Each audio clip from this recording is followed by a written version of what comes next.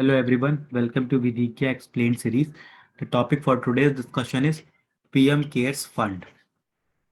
So why this topic was in news? So this topic was in news because according to the latest finding, a report was there which highlighted that 64% of the rupees, that is around 11,000 crore, collected by the PM Cares Fund between March 27, 2022, 2020 and March 31, 2021 remain unused as of the later. So between March 2020 to between March 2021, around 11,000 crore was collected under PM Care Fund. However, only 36% was is utilized till March 2021. So because of this, it was in new. So what are the issues? The PM Cares Fund has been under a cloud of suspicion ever since it was announced, with opposition parties demanding transparency over the. So this was in news because of the transparency issue. So why transparency? So because the government said it is not a government fund, therefore cannot be audited by comptroller and auditor general, since it is not public authority. Therefore RTI, no information through RTI can also be given because it's not a government fund. So that was the issue, and therefore there was a situation where the parties or people are claiming that we need more transparency in the functioning and in the allocation or in the expenditure of fund collected under PM Cares Fund. So now about PM Cares Fund. So the Prime Minister. So what is the full form? That is Prime Minister Citizen Assistance and Relief in Emergency Situation Fund, was set up to accept donations and provide relief during the COVID-19 pandemic and other similar emergencies.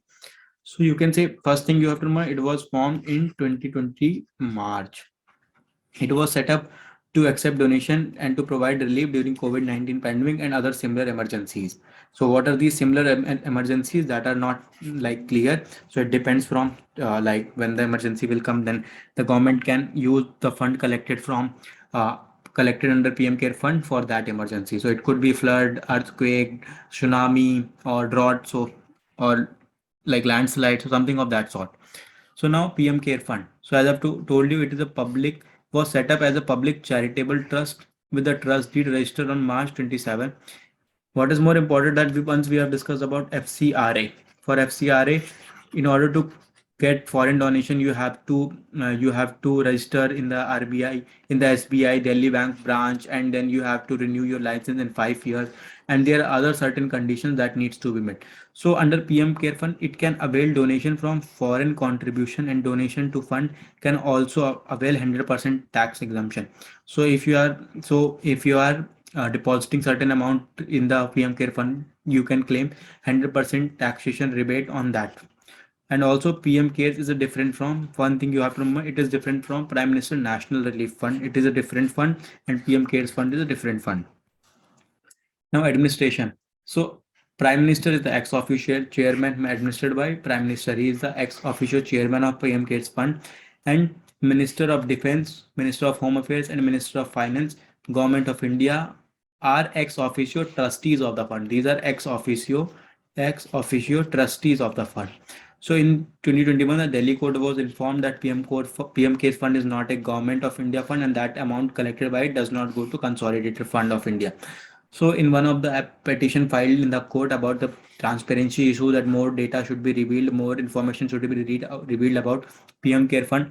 So the government has filed an application. Government has filed a reply in which it mentioned that the amount collected by fund does not go to Consolidated Fund of India, and PM Cares Fund is not a Government of India fund. Therefore, not much information was much information was given, and it was said that it will be also audited by an independent auditor and not by comptroller and auditor general provided under article 148 of Constitution of India. So there are other issues like related to auditing of the PM Care Fund, related to the expenditure from the PM Care Fund. So these are the issues that are revolving around PM Care Fund.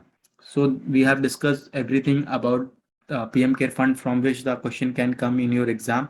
So you have to remember that Prime Minister is the ex officio chairman, and these other ministers are along Defense, Home Minister, and Finance Minister, and Government of India are ex officio trustee, or you can say ex officio trustee of the fund. So now we'll discuss 5 questions. Question number 1. PM CARES Fund was established in which year? Your options are 2002, 2019, 2008, 2020. And the correct option is 2020 March. So which of the following can donate under PM CARE Fund? Indian citizen, NRI, foreign citizen, none of the above. So here correct it, all of the above. So the answer will be all of the above. Question number 3. Who among the following is the ex officio chairperson of PM's CARE Fund? Your options are Prime Minister, that is PM, Finance Minister, that is Minister of Finance, Home Minister, that is Minister of Home Affairs, and none of the above. The correct option is Prime Minister. He is the ex officio chairperson of Prime Minister PM CARES Fund. Who among the following are ex officio trustees of the fund? Your option are Finance Minister, Home Minister, Defense Minister, all of the above. And the correct option is all of the above. Question number 5. PM CARES Fund can be used in which of the following? COVID-19, other natural disaster, both of the above, none of the above.